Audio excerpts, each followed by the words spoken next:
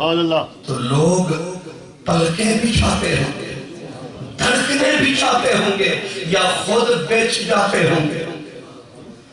اب حضور جو تشریف لائے، مسجد کا ذرہ ذرہ گوش بر آواز، دھڑکنے بچھی ہوئی ہے، حضور آ رہے ہیں۔ بس آتے ہی کریم نے کرم فرمایا اور اس کھجور کے تنے سے گزر فرمایا، اور منبر پہ آ کے بس آپ نے قدم ٹکایا، پچھلے یار میں شور مچا،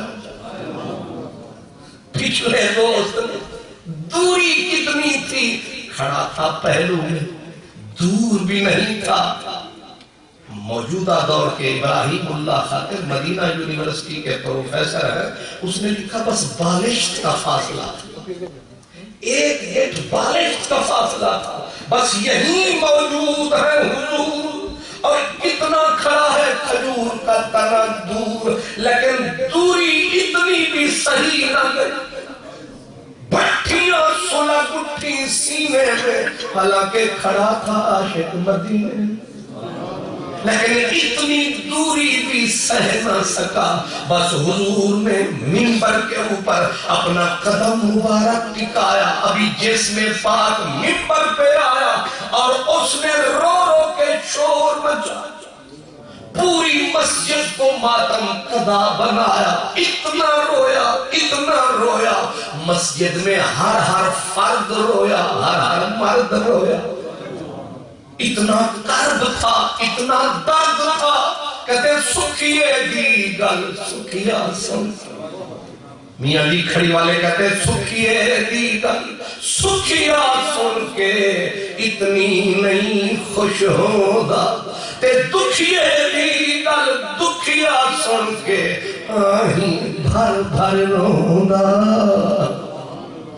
اب وہ بھی دکھی، اور یہاں ایک نہیں، یہاں تو ہر دل زخمی تھا، ہر دل چوٹ کھائے ہوئے تھا، سارے کے سارے تک کے اس کے حال کو کر کے خیال ہوئے لکڑی ہو کے اتنا کرتی ہے پیار، جدائی کتنی ہے اس پہ بھی ہے بے قرار، اور ہم جو کہلاتے ہیں یار، کیسا ہے ہمارا پیار، اس پیار میں ہو سکتی ہے تکرار، یہ کیسا پیار ہے، ایک لکڑی بے جان غیر مکلف بے قرار ہے، اور رو رو کے اتنا روئی کہ صحابہ رو رو کے جوش میں جو آئے، ہاتھ مارتے تھے مٹی پہ، اٹھا مسجد میں غبار، ہر من ہر تن بے قرار، ہر آنکھ اشک بار، ہر آنکھ اشک بار، اب اٹھے منبر چھوڑ کے سرکار، کس کو چپ کرائے،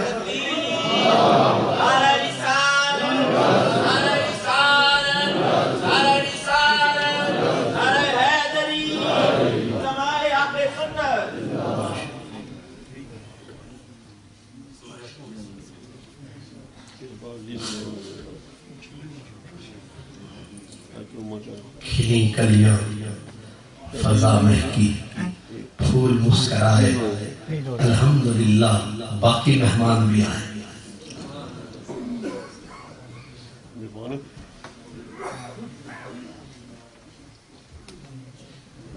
برادران عزیز میں عرض کر رہا تھا کہ دوری کتنی تھی،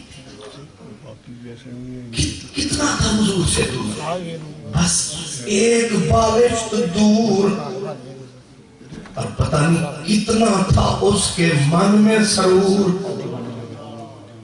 ایک بالشت کی دوری سہ نہ سکا۔ اسے پاک اور بخاری مسلم سب میں نے جیسے اشارہ عرض کیا، علماء تو جانتے ہیں کہ یہ حدیث تواتر کے درجے پہ، یعنی قرآن کی ہمسائی ہے، یوں سمجھے اس درجے کی یہ حدیث ہے، کہتے جو اس پہ شک کرے وہ دھور کا خبیر، اتنی پکی فولادی حدیث ہے کہ جب سرکار ادھر آئے، اب اس لکڑی کے تنے نے رو رو کے آسمان سر پہ اٹھایا، خود رویا، سب کو رلایا، میری داستان حسرت وہ سنا سنا کے رو، میرے آزمانے والے مجھے آزما کے رو، کوئی ایسا اہل دل ہو کہ فسان آئے محبت میں اسے سنا کے رو، وہ مجھے سنا کے رو۔ خواجہ فرید کہتے ہیں ویرانے کو میرے دیکھ کے آباد بہت رویا، ویرانے کو میرے دیکھ کے آباد بہت رویا، ویرانے کو میرے دیکھ کے آباد بہت رویا، زنجیر میری دیکھ کے آزاد بہت رویا۔ اب روتے روتے سب صحابہ کو بلایا، مسجد کے اندر غبار اٹھا، حضور نے منبر چھوڑا، رشتہ اس سے پیار کا جوڑا، اور تیرا دل کس نے توڑا، اب اس کو چپ کراؤں اس کو چپ کراؤں نا۔ حضور نے اسی کھجور کے تنے کی طرف توجہ فرمائی، اٹھ کے پہلے اپنا پاک محبت بھرا شفقتوں والا ہاتھ اس کے سر پہ ٹکایا، جب سر پہ ہاتھ آیا اس کے درد کو اور بڑھا۔ بیگم شہبازی کہتے ہیں کہ اپنے مریض ہجر کا خوب علاج کر گئے، سینے پہ رکھ کے دست ناز درد جگر بڑھا دیا، اور جو رکھا ہاتھ، بچہ روتا ہے نا، بچہ کوئی مارے تو وہاں نہیں روتا، اگر ماں کے پاس جب پہنچ جاتا ہے تو اونچی چیخ مارتا ہے، باہر نہیں رویا، یہاں کیوں رو رہا ہے؟ اسے پتا ہے کہ اب منانے والی مل گئی، دکھ بانٹنے والی۔ اب جو سرکار نے رکھا کھجور کے تنے پہ سر پہ ہاتھ، اب اس کی اور اونچی نکلی چیخ، حضور پوچھ رہے ہیں تجھے درد کیا ہے، تجھے دکھ کیا ہے، تجھے کس نے رلایا؟ اب وہ تو ابھی رو رہا تھا، حضرت مولانا عبد الرحمن جامی کی چیخیں نکلیں یہ منظر تک کے، وہ کہتے ہیں کہ بے جرم و خطا قتلم از ناز بتاں کر دی، خود تیغ زدی برمن میں دیگراں کر دی، خود جدائیوں کے تیر چلاتے ہو، ہم غریبوں کو چھوڑ جاتے ہو، مکھ موڑ جاتے ہو، پرانے پیار کے رشتے توڑ جاتے ہو، اور ہمیں رلاتے ہو، پھر روئے تو پوچھنے بھی آتے ہو۔ اب یہ تو فارسی زبان ہے، اور رہ گئے کم فارسی شعر سمجھنے والے، چل بسے کے سوئے لیلا میں الجھنے والے۔ اس کا ترجمہ ہم نیم پنجابی میں کریں کہ نون نگاہ تیری مینو قتل کیتا، نون نگاہ تیری مینو قتل کیتا، تے نگاہ آکھاں یا قضا، تیری گلی دے وچ میں شہید ہویوں، ایک گلی آکھاں یا کربلا آکھاں، تیرے ہاتھ رنگیے میرے خون اندر، اے لہو آکھاں یا ہنا آکھاں، علی حیدرہ میں تیرے بچوں نظرے، بول میں تینوں کیا آکھاں۔ حضور کا ہاتھ اس کھجور کے تنے کے اوپر، اب سسکیاں لے رہا، اب بچہ جیسے جب رونا ذرا دھیما دھیرا ہوتا ہے تو پھر ہچکی ہوتی ہے، سسکی ہوتی ہے، یہ درد کی انتہا ہوتی ہے، سسکیاں لیتا ہے حضور کے پہلو میں۔ اب سرکار نے دیکھا چپ نہیں ہو رہا، سرکار کے دونوں کرم کے بالو پھیل گئے، واہ نصیب اے کھجور کی لکڑی تیرے، حضور اتنے قریب دونوں بالوں کو پھیلایا، اور سرکار نے لے کے کلاوے میں اسے سینے سے لگایا، جیسے صدیوں کا بچڑا، ایسے اسے سینے سے جو لگایا۔ اب کھجور کے تنے کو سکون، اب اسے چین آیا، اب اسے قرار آیا، اسے قرار آیا تو سب کو قرار آیا۔ سب کی آنکھیں تھم گئی، سب کے آنسو بند ہوئے، لیکن حضور اس کو سینے سے لگا کے کھڑے تھے، اور دو صحابی نہیں درجنوں صحابہ، مسجد بھری ہوئی تھی۔ حضور نے دیکھا صحابہ کو، حیران ہے کہ ساری عمر گزر گئی تیرے کوچے میں، ہم تیرے ہاتھوں کو ترسے اور تیرے پیار کے بادل برسے تو کہاں برسے؟ اس کو کہتے روزے کینے رکھے، عیداں کینے کی تھی۔ صحابہ کرام اب اس بات کو دیکھ کے روتے ہیں رشک سے کہ واہ کھجور کی لکڑی نصیب تیرے، اتنے حضور قریب تیرے۔ اب حضور اس سے لکڑی سے مخاطب بھی ہیں۔ جب اس کا درد تھم گیا، صحابہ کو دیکھا، فرمایا تم سوچ رہے ہو کہ میں نے اسے سینے سے کیوں لگا؟ تم سوچتے ہو ایک لکڑی کو میں نے بازو میں کیوں لیا؟ فرمایا اگر آج میں اسے سینے سے نہ لگاتا، یہ کھجور کا تنا قیامت تک روتا رہ جائے۔ اس کی چیخیں نہ تھمتی، اس کی آہیں نہ تھمتی، اس کے سینے میں لگی ہوئی آگ کبھی نہ تھمتی۔ میں نے اس کو سینے سے لگایا ہے، اس کے اندر والی آگ کو بجھایا ہے، لگ کے میرے سینے سے اسے چین آیا۔ علامہ اقبال کہتے خشک چوبے در فرا کے او گریست۔ کیا بدلا ہے دنیا والوں کہ علم عقل کے چراغ یہاں گل ہو جاتے ہیں، عقل کے گھوڑے لنگ ہو جاتے ہیں، منطق کے کھاتے پتنگ ہو جاتے ہیں۔ یہاں کوئی چیز کام نہیں کرتی کہ لکڑیاں سوکھی روکھی عشق نبی میں تڑپ رہے ہیں۔ اور یہ نہیں کہ اب چوپ ہو گیا، بات ختم ہو گئی، اب اس کے سینے میں لگی آگ رنگ لائی ہے۔ حضور نے فرمایا اب چوپ ہو گیا تو ایک بات بتا، میں تجھے یہاں سے نکلواؤں، تجھے اس باغ میں لگاؤں، اور تیرے پھل اللہ کے پیارے کھائیں اور کھا کھا کے دعائیں فرمائیں۔ قبول ہے؟ اب آگئی نا بات مذاکرات پہ، بندہ اڑ جائے تو مذاکرات پہ ہی مسئلے حل ہوتے۔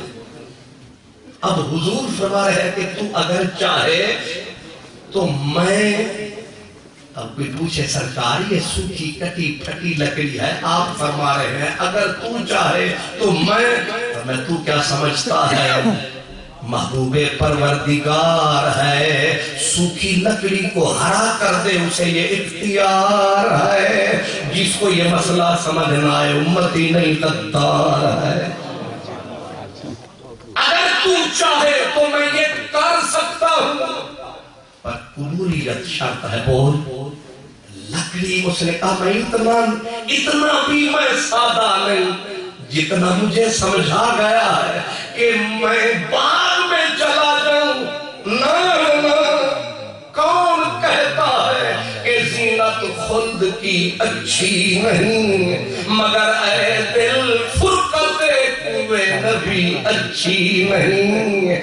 تیرے در کی بھیک چھوڑے سروری کے واسطے، تیرے در کی بھیک اچھی سروری اچھی نہیں۔ سرکار نے کتنی بڑی بات کی کہ تو چاہے تو میں تجھے باغ میں لگوا دوں اور تو ہرا بھرا کھڑا ہو جا، تجھے پھل لگے، تجھے پھول لگے، تیری اجڑی بستی میں بہار آئے، اور میرے ابدال، میرے صالحین میں پھل کھائے۔ اس نے بڑے سیدھے بڑے تیکھے انداز سے کہہ دیا نا، کیا مجھے انکار ہے۔ اچھا تجھے انکار ہے؟ اس نے کہا انکار ہے، مگر انکار میں بھی پیار ہے۔ ہر انکار استکبار کا نتیجہ نہیں ہوتا، کچھ انکار ہوتے ہیں اس انکار کے پیچھے حدیبیہ کا مقام ذرا سوچو کہ حضور لکھوا رہے تھے معاہدہ امن کا. سنو واقعہ مدنی سجن.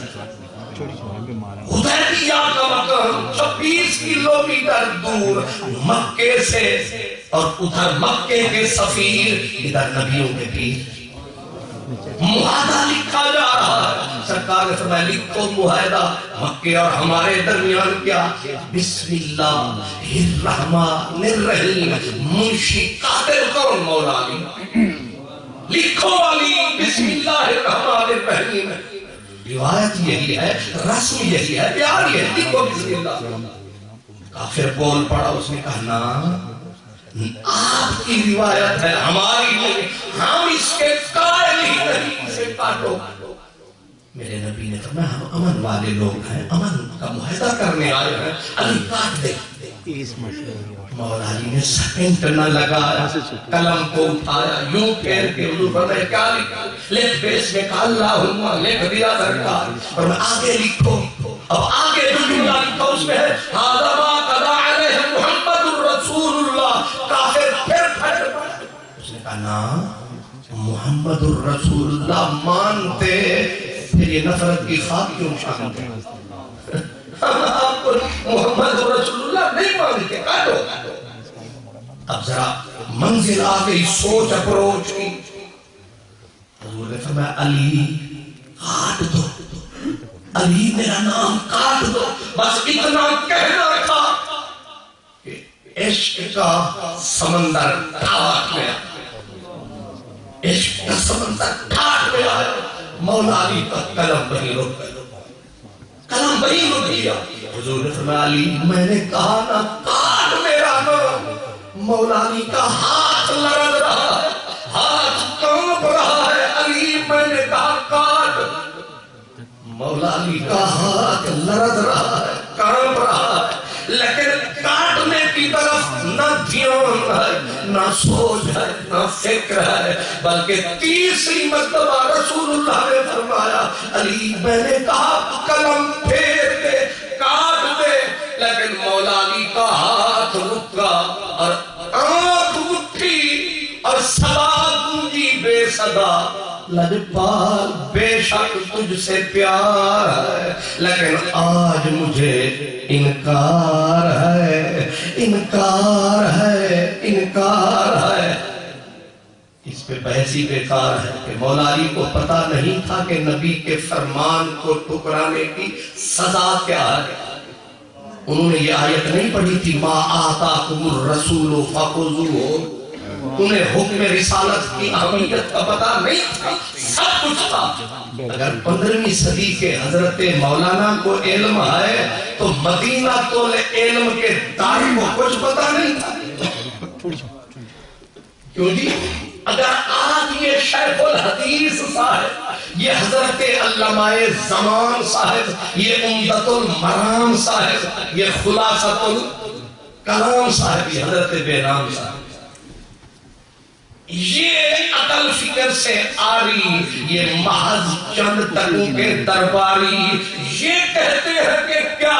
میں کہتا ہوں دیکھ ذرا غور کر کہ نبی کے نام کو دیواروں سے کاٹتا پھرتا ہے. غور نہیں کیا؟ کاٹتا پھرتا ہے.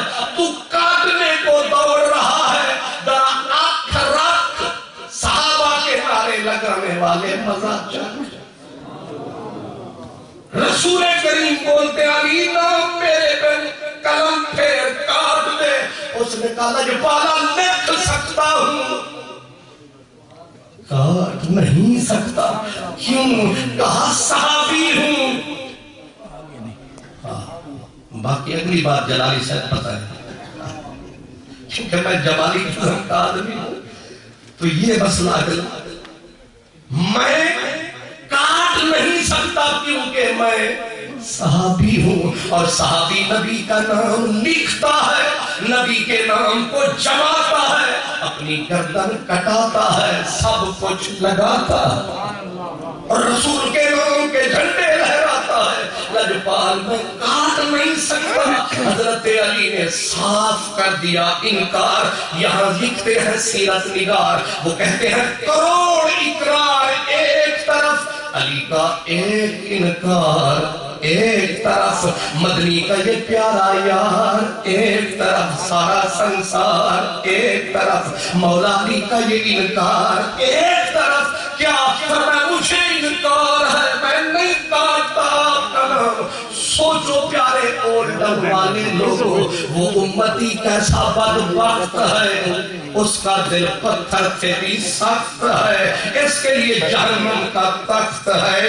اتنا بدبخت ہے کہ لکھنے پہ تو آتا نہیں، لکھا ہوا نظر آ جائے، ماتھے پہ وقت چڑھاتا ہے، چہرے کا زاویہ بدل جاتا ہے، اس کا منحوس منہی کہانی سناتا ہے، لیکن سمجھ میں نہیں آتا ہے یہ مولا علی جو ولیوں کا لکھ داتا ہے یہ کیا سمجھاتا ہے۔ پتہ نہیں سمجھ آتا ہے کہ نہیں آتا ہے۔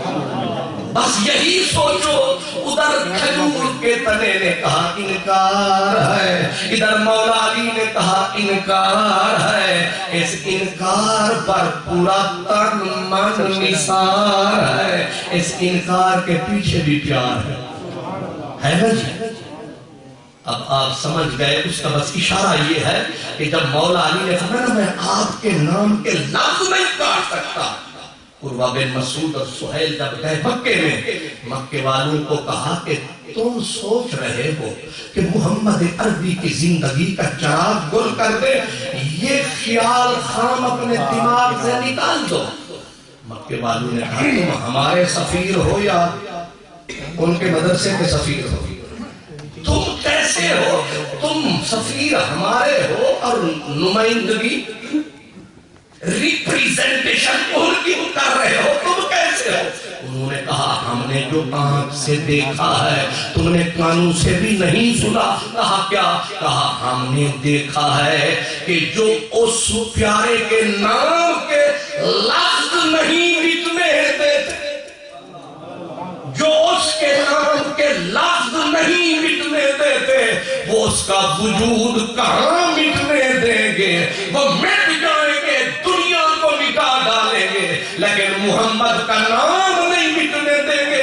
اس لیے مکے والوں اپنی طاقت کے گھمنڈ سے باز آ جاؤ، اپنی طاقت کے غرور سے نکل آؤ، بلکہ اس محبوب کے نام نہیں، اس کے کام نہیں، اس کی جان کی دشمنی سے باز آ جاؤ، کیونکہ ہم نے جو تماشا دیکھا ہے، جن کے من میں اس کے نام کے لفظوں سے اتنا پیار ہے،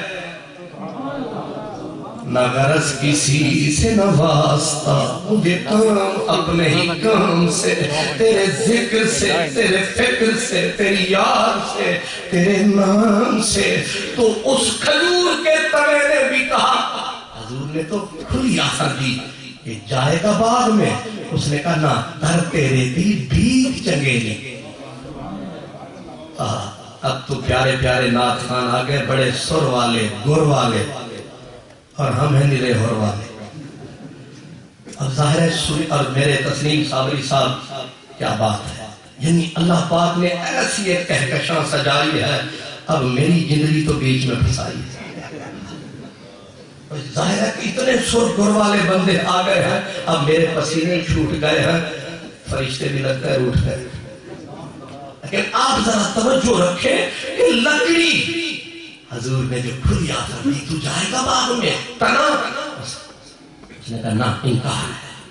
اور میں اچھا، تو وہ میں کہہ رہا تھا در تیرے دی بھیگ چنگیری، بھانے ہوئے کولا کیری، در در نہ کر خوار، مدتاں بیت گئیاں، رسنا سونا یار۔